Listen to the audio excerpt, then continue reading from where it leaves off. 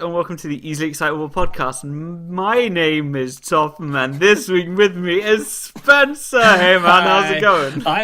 My name is Topham, and I'm talking to Spencer. I saw that. I messed up. I know, it is great, I love it. Oh, it doesn't matter, we'll stick with it, obviously. Warts and all that. Yeah. So yeah, how's it going, man? Oh, good. I'm elated and exhausted. Yeah. Yeah, up late helping my wife and trying to keep my phone from shaking itself apart with notifications, which was the case for the entirety of yesterday.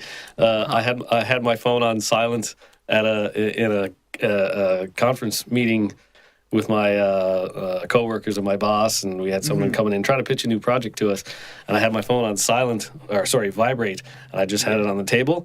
It pretty much danced across the table for the first little while, and my boss looked over at me and said, "Everything okay? Do you need to get that?" No, not right now. It can wait. I threw it onto the floor so it wouldn't be so distracting. Yeah, just stomped on it a few times. Yeah. You will shut up. Yeah, it was bloody hilarious. He's like, "Is everything okay?" I said, "Oh yeah, everything's fine. Everything's fine. Carry that on." just means things are going well. Yeah. It's like, you sure? Either that or the world's burning down, something, Which I'm pretty sure I would have known about that too. So the reason for that was that the album released yesterday. The album finally released. It actually released a few hours ahead of when we thought it would. It actually released, well, we think midnight Eastern time zone, which is earlier than either of us had come to understand that it would release. And So that would have been like 1:30 a.m. for you, I guess. yeah, so I was in bed, right, and the phone was turned off and everything like that. But I woke up the next morning, turned on my phone to check the weather, and I was like, "What's going on?" And then I saw that Jeremy had DM'd me. He's like, "Yeah, so here's what happened." And I was like, "All right, good enough. Full steam ahead, There's no there's no sticking it back in the box at that point, No. So Yeah.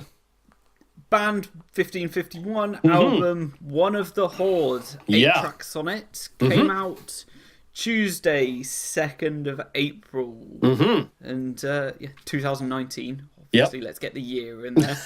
A date is only part complete without a year. Came out, and the reception so far looks good. Overwhelmingly positive, yeah.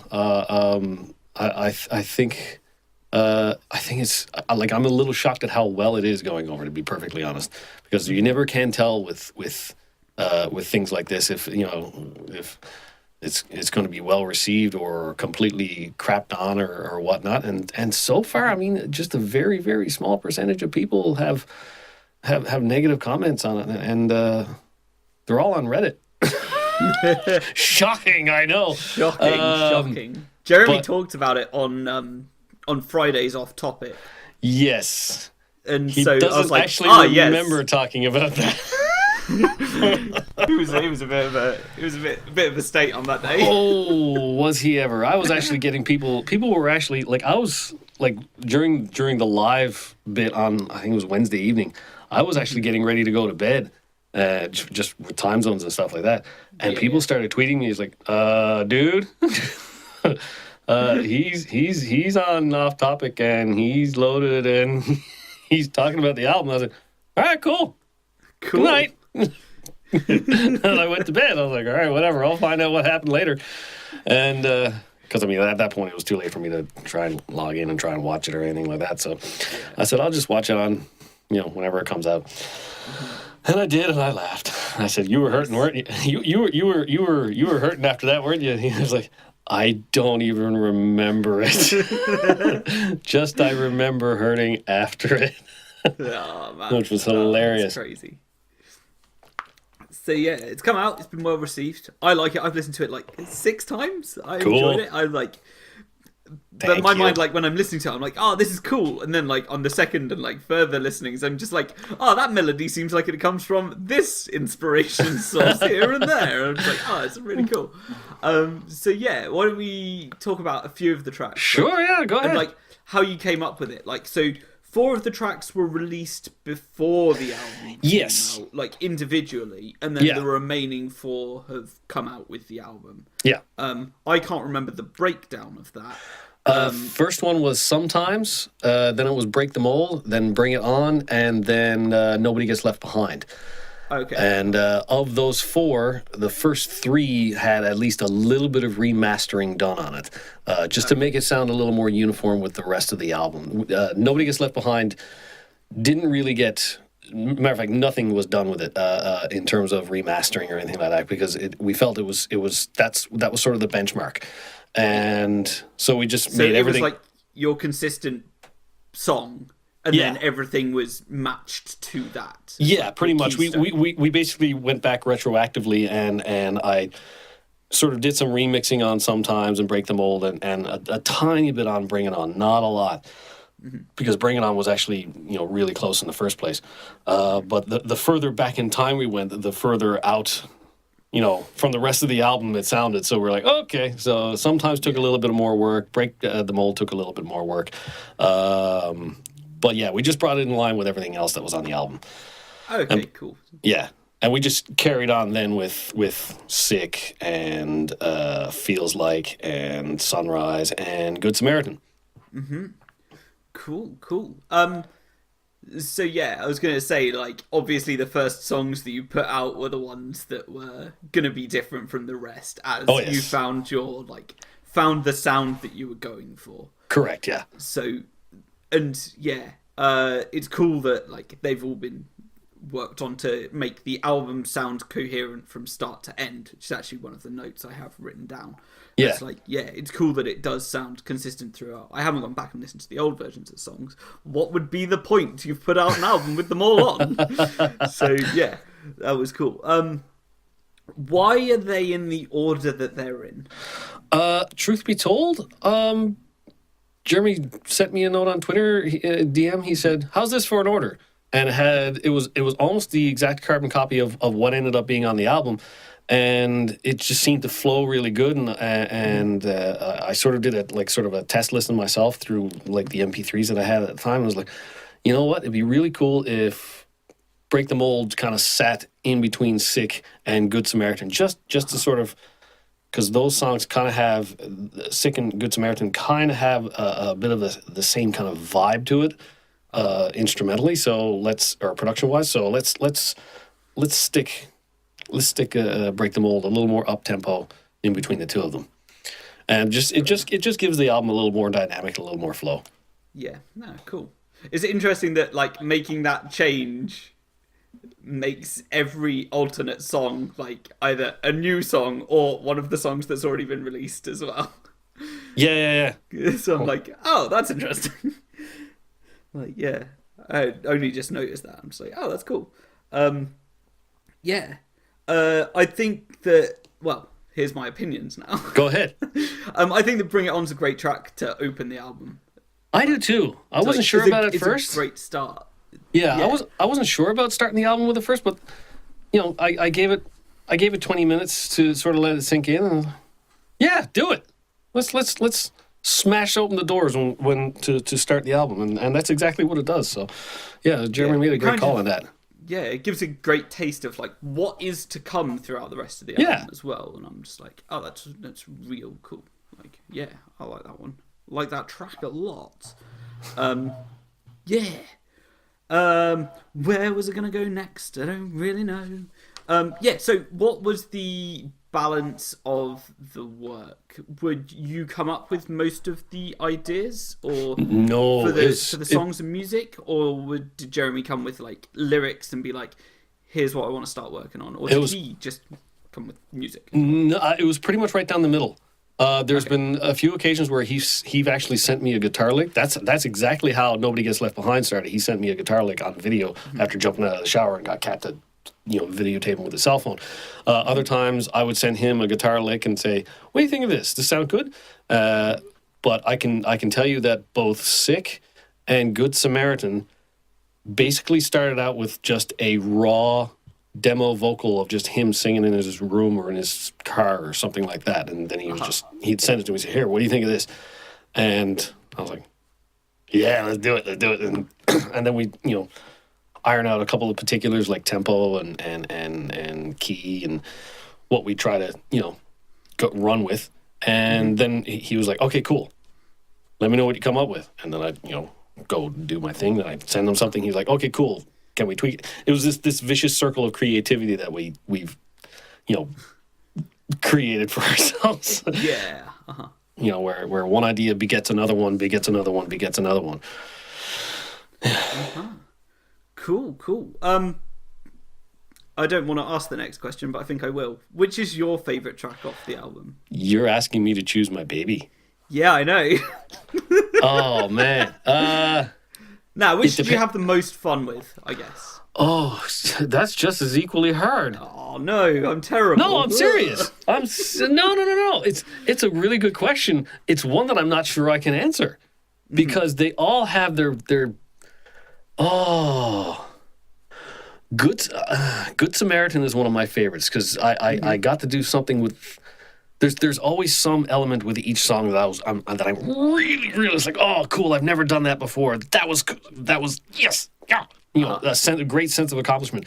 The snare drum in Good Samaritan is something that it like the regular snare drum sound that's on the rest of the album wasn't quite fitting for me. So I managed to, I went back and listened to a few things like, oh, that's the snare drum sound I want. And then I was like, okay, how do I do it? And there was a bit of reverse engineering and then applying it to the new one. So this is this whole thing. And the snare drum on Good Samaritan is modeled after the snare drum sound on The Memory Remains by Metallica off the Reload CD. Right. And I've always loved that snare drum sound. It's got that nice kind of fat but round but cuts through the mix and it's dirty but clean all at the same time. So I ended up using a couple of plugins that I never thought I would use on a snare drum before in my life, and it turned out so good. I just had to rebalance it a little bit, just to sort of tweak it in for us. Feels Like is. And Good Samaritan is just, I love how the guitars turned out. Sick, I absolutely adore the dynamic that was created into it between the verses and the choruses. I love Jeremy's performances on everything. Like the vulnerability that he opted to show on songs like Sick and Feels Like. And even sometimes, to be perfectly honest, although it took a little while for him to, because obviously sometimes it was the very first thing we ever did. It took a little while for him to get comfortable enough, I guess, to do that. But when he did, oh, nice. So yeah, there's those elements of those are particularly joy. They bring me great satisfaction to listen to. For me, the hardest song to record, just because I'm not used to playing that style of music, was Sunrise. Yeah. By a country mile. Yeah. That took a lot of takes for me, and actually took like some like muscle relaxers. I actually had to pop in a leave before trying to actually do the guitars on that one, just because my hands would cramp up and all this stuff, because it's a weird fingering. I'm not used to trying to play that fast with my right hand. And it turned out really, really well. I'm very pleased with how it turned out. But I knew I was not going to be able to do the solo on it. And this was all at the time that Chef Mike was posting videos of him playing guitar. And no sooner had he posted that than Jeremy was contacting me. He said, hey. I was like, yeah, I know what you're going to ask. He's like, Chef Mike? Oh, yeah, Chef Mike. Let's get Chef. Yeah. So we got all that worked out and sent him files. He sent files back, and then I used all but one lick out of the guitars that he played, just because it got in the way of the vocals a little bit. So I just said, okay, well, I can mute that and bring it back in here and stuff. But yeah, I used 95% of what he played. I used it, and it sounded really good. Like he, what was the engineer he used? That bugs me. I can't think of it now. Anyway, our only instructions to him were go hard and have fun. Uh-huh. Or have fun and go hard or something like that. I can't remember the order, but I remember telling him, just go have fun with it and go nuts. And that turned out so well. That was I'm very pleased with how that turned out. Yeah, that one's really cool. I think my favorite track on it is Good Samaritan. Like, I really like how that song sounds. It's heavy, man.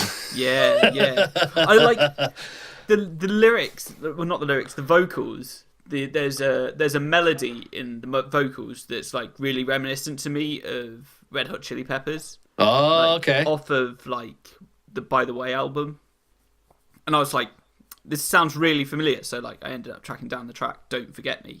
I think it's like the vocal melody reminds me of that. Oh, okay. But it might be another track off that album. But yeah, it really, today I was like, yeah, that's really cool. And then I went and listened to a bunch of Red Hot Chili Peppers. And then like one of the other songs, I can't remember what it is. I've got it written down here. That's fine. I've got plenty of notes. Sometimes reminded me of the Beautiful People riff, like from Marilyn Manson. And that's really cool. And then in Break the Mold, I was like, oh, the guitar tone really reminds me of John 5 on like the cover of Sweet Dreams, again by Marilyn Manson. And I was just like, interesting. Well, yeah, it's just like, I fully admit to have listened to a bit of Marilyn Manson in my life, yeah. You know? Yeah. I'm just like, oh yeah, it sounds like in places, like the guitar tone sounds really like the John 5 sound from that era, Marilyn Manson. And I'm just like, oh, that's real cool. And yeah, it's mad. And then what else have I got? Oh, there's a bit in Sunrise where just before the solo, the guitar that's kind of on its own. Yeah. Reminds me of the vocal melody of 46 and 2 by Tool as well. Oh, I don't know. Jeez, I forgot all about that song. So yeah, the vocal melody from that. Cool. Yeah, the guitar, it's kind of like reflected. So I was like, oh, that's really cool. I didn't know if like that would be a direct influence or anything, but more so, I've noticed that like those melodies sound similar to me, and I'm just like, I just remember some melodies really well, I guess. Cool. But yeah. No, that one never dawned on me. No. So yeah, I really, really enjoyed the album. I like it. I'm going to listen to it more. It's been out 2 days and I've listened to it at least 6 times so far. So, that makes me something. Happy. Yeah. I'm glad that it's getting well received as well, because that's it's cool. Yeah, I am too. I'm kind of overwhelmed at how well it's going over. I was very anxious when I went to bed Monday night, and I actually tweeted to Jeremy about 10:30 my time. I said, "Are we ready? Are we ready for this?" He was like, "Well, too late now." Or something like that. I was like, "Yeah, I think we're good." And I was like, "All right, good enough." I went to bed, then I wake up and it was already out. What? All right, good enough. Awesome. So yeah, how is it? I don't know what question I want to ask. Is this the first album you've put out? As a musician? Yes, as a musician. Yes. I assumed it was. I think it was. I think we've talked about it before as well. Yeah. I mean, I've been an audio engineer since 1996. Not to make myself sound old. I mean, I started when I started working at it when I was 18 years old. But yeah, so 22 years in, 22, 23 years in of doing other people's albums. Here I am at the tender age of 41 putting out my own. Well, I mean, obviously with Jeremy, but something you've recorded, something that I've worked on myself, musically, and that kind of struck me as a little weird the other night too. I was like, oh Jesus, what am I doing? But I'm happy with how it sounds. I'm actually quite proud of it, as evidenced by the amount of retweeting of other people's reactions to it. I was like, yay, someone likes it. Nice. Yeah, Cool. Yeah, I'm glad to hear that you've enjoyed the process as well as like enjoyed the release of it, and it's being well received. Immensely. It's been very fun. Like the creative itch that's being scratched now, I didn't realize I had it until we were at it, and the audio for the album has been done for well over a month before its release, and everything was like in the bag, and we were waiting on artwork, and Jeremy wanted to get some CDs printed, and which I was surprised at, and so about a week before the release, he sent me an idea for a song. So we've already started recording again. Oh, nice. I was absolutely going to ask that as well. He was like, "Hey, I got an idea. Do you like this?" Yes, I do. I will start on this immediately. And the music is, I want to say it's about 80% done. Oh, crazy. Complete. And again, it was one of these things that's completely built around a vocal line that Jeremy sent me, just loosely recorded. And he's tweeted about this. It's a song that's inspired by the GTA 5 Fake Age crew antics. Okay. So it's gonna be a fun song. Nice. It is a fun song to play. It's gonna be the lyrics in the verse. The chorus, because that's all I've heard right now. He's still working on the verses and stuff. Like the lyrics for the choruses are big fun, big sing along stuff, and this is a rock out with your heart out kind of a thing, and. It's just going to be a big ball of fun when it comes out, I hope. Wicked. Yeah. I have no idea when it's coming out. I no clue. You have no idea. Yeah. No clue. I don't know what the plan for it is, except we're going to finish it and then we'll take it from there, kind of a thing. Yeah. I was going to ask something about it. About the music in general. So, did you ever think that you would be writing and recording music in the genre of the music that you've created? Because I know when we've talked before, you've been like recording music not typically in the hard rockish genre. Yeah. But personally, it's the kind of music that I like playing. So, when I was a teenager and 20, well, I still am, obviously. I was a huge Metallica fan, Megadeth fan, Soundgarden fan, Alice in Chains, all these guys. Yeah. And a huge Sass Jordan fan. Like her album Rats from 1994, oh my God, is freaking awesome. It's one of my favorite albums of all time, period. Very kind of bluesy, but got a nice dark rock vibe to it. So it's the music that I liked to play when I was a younger person, and it's still the music that I like to play. So I'm quite happy, making this kind of music because it's fun, man. Yeah, this is fun. And it speaks to the little, it gets the blood going. It gets a lot of really fun stuff, right? So if it gets the blood glowing, there's something. Yeah, yeah, exactly. So yes, I've recorded myself doing different types of songs, and I've recorded lots of other people doing lots of different other things. I'm actually working on I just finished a country CD. Like a folksy kind of country CD. I still have a lot of work to do on that yet. I just realized that. All the vocals had to be recorded. But all the music is all done, so most of it is all done, so yeah, so I've had lots of exposure to lots of different music, and it's all good. I like to immerse myself in it when I'm working on it. So it was nice to, during the recording of this one, of one of the Horde, to immerse myself in all my old favorite music and a lot of my new favorite music too, because I would reference the sound of things like Hardwired to Self-Destruct, or recent Alice in Chains songs and stuff, mixes and stuff like that,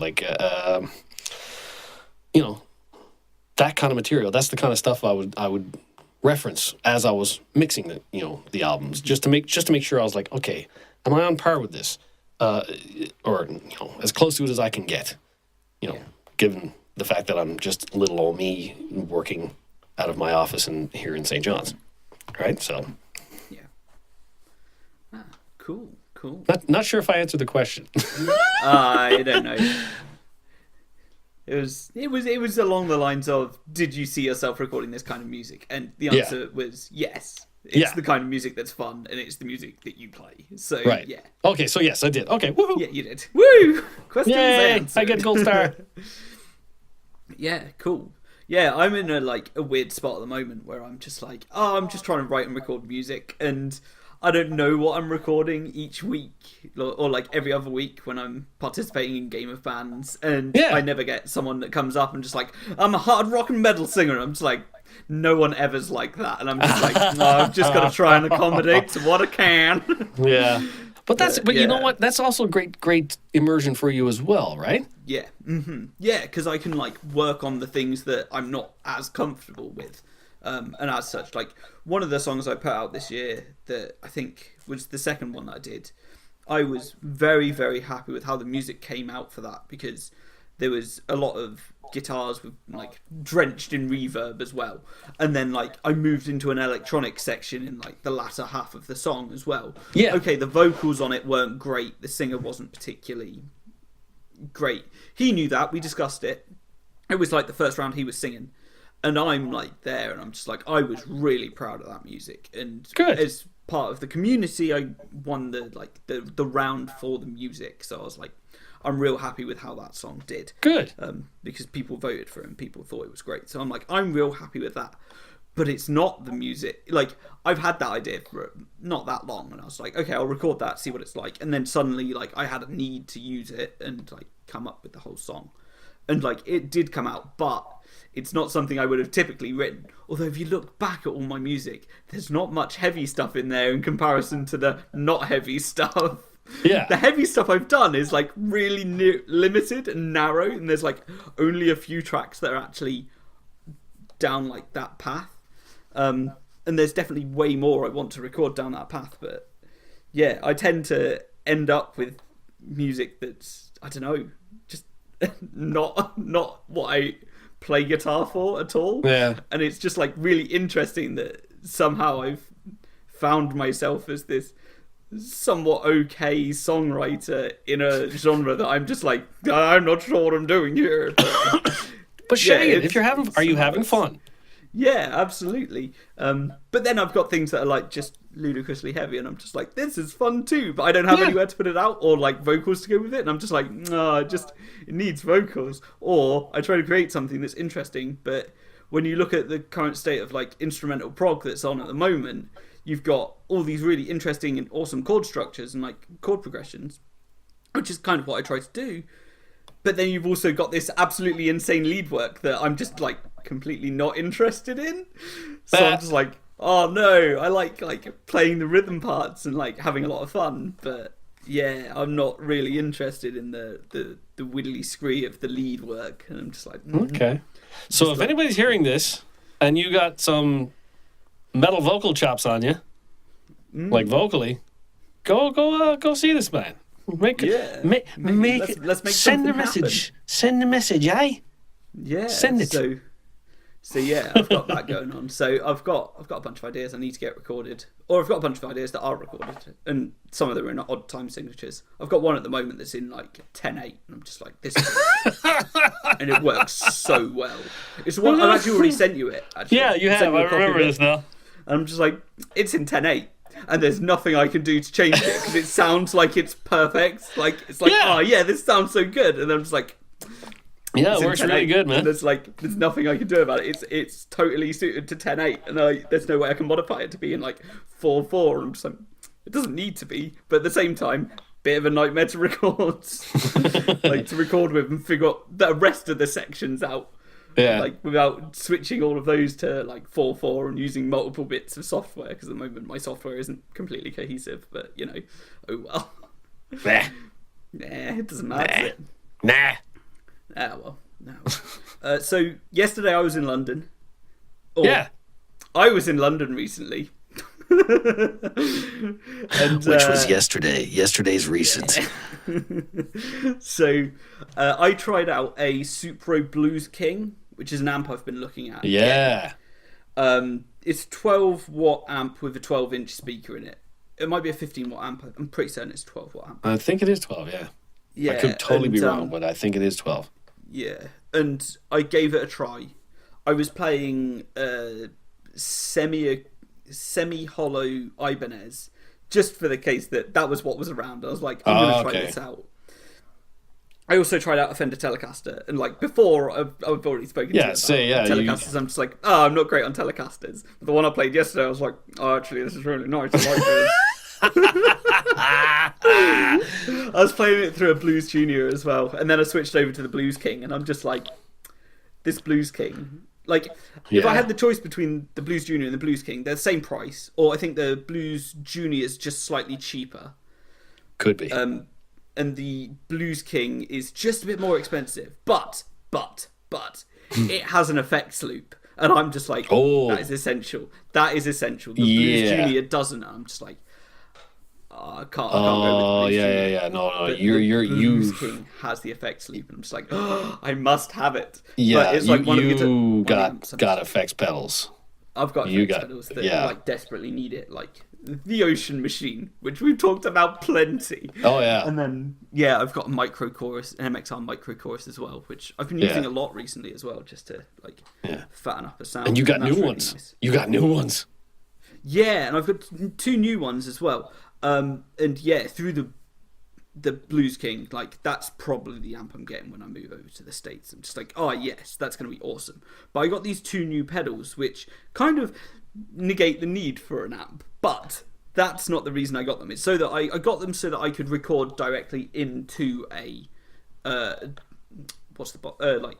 an audio interface. That's what I was looking for. So that I can try and faithfully recreate my tone through my effects chain. So I picked up a Mooer preamp pedal, the 006 US Classic Deluxe, which is a replication of a Deluxe reverb, I guess, or could be. Yeah, it's definitely a Fender amp or a Hot Rod Deluxe. More likely a Hot Rod Deluxe. Okay. And so I've been playing through that and recording with that, and it's a preamp pedal. You put it after your distortion but before your things, and then you need some form of cab emulation. It has cab emulation built in, but if you want the separation so that you can put your reverbs and your delays in it and actually sound somewhat decent, you need to have some form of cab emulation or simulation.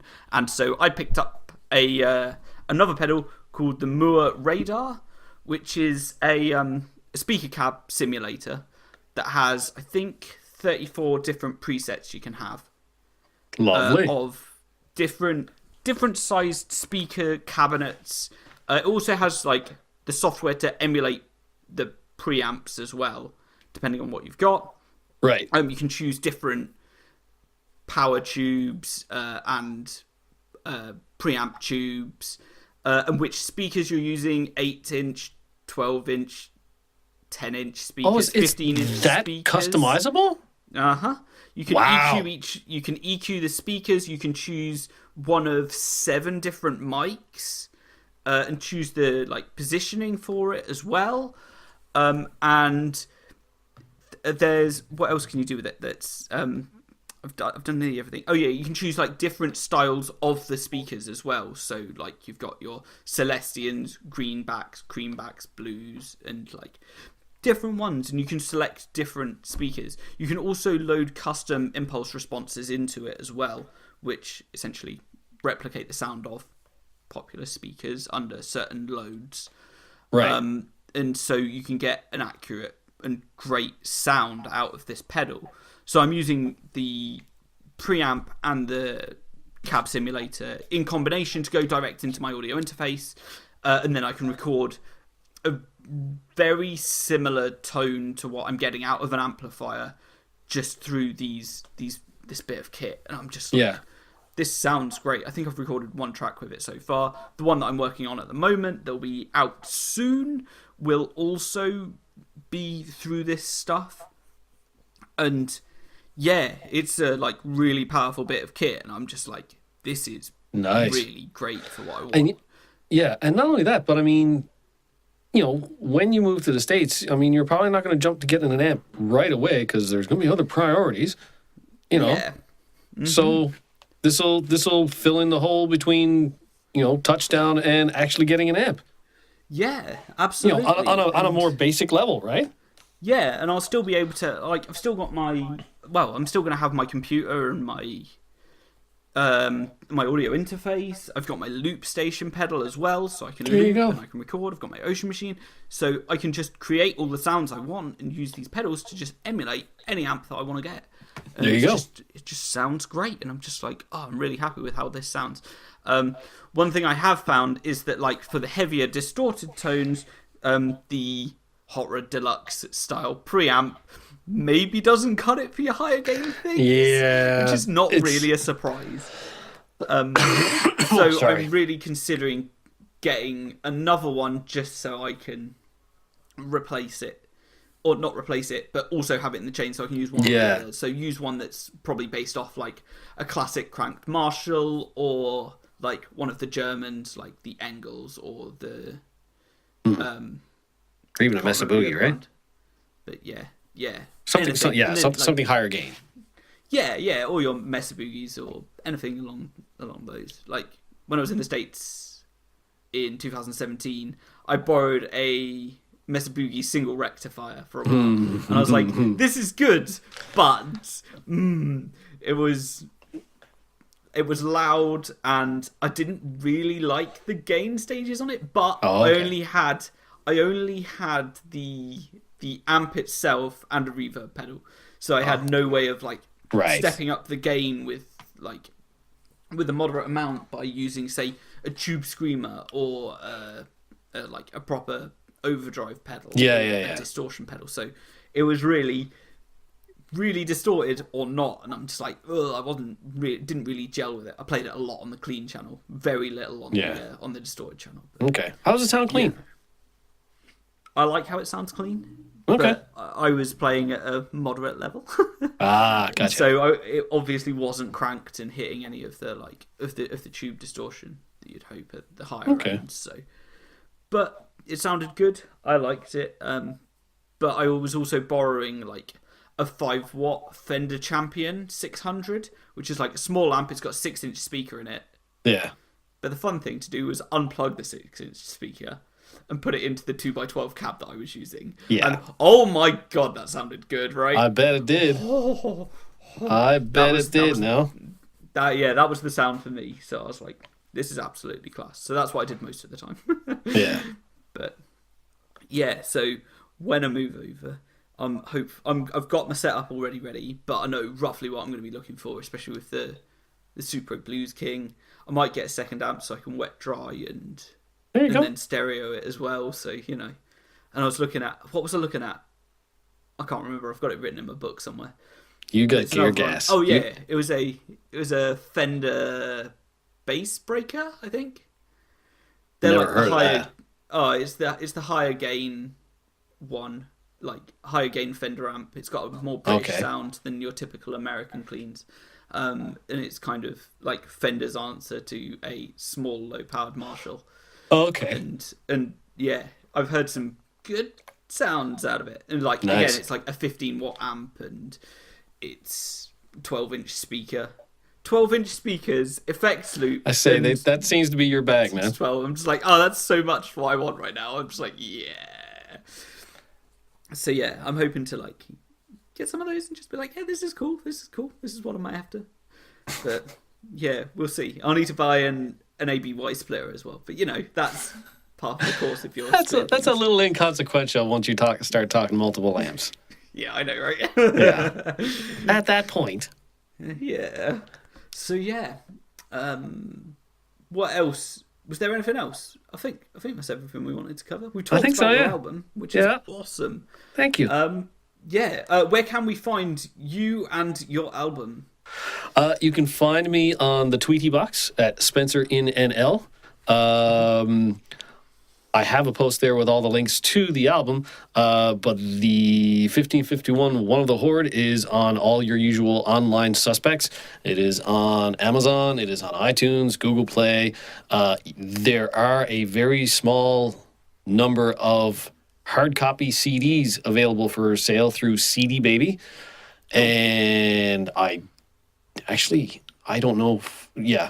So if those sell out really, really fast, we might do another run because Jeremy had to convince me to do CDs. Mm-hmm. I was like, what are we doing CDs for? And he was like, I want to do CDs. I was like, okay, we'll do CDs. Can we only just do a few? And he's like, yeah, we'll only do a few first. And this was a whole conversation over an evening one time.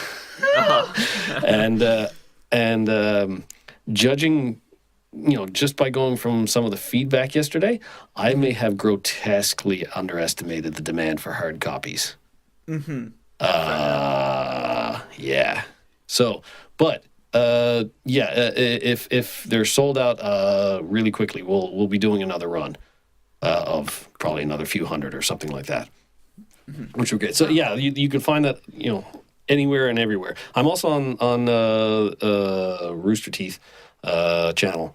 The Rooster Teeth channel, webpage under Grenew, I think. Yes, I am. Yeah, but I've actually got to go on that. I haven't been on there in a while, and I've got to set everything back up again because I'm on the new site. Okay, yeah. And I haven't really had a chance to go through it and set it up like I had the other one. So I got to do that. Fair enough. Yeah. Cool. I can be found across the internet at Destroy Top and More at Ethafar, that's YTHAFAR.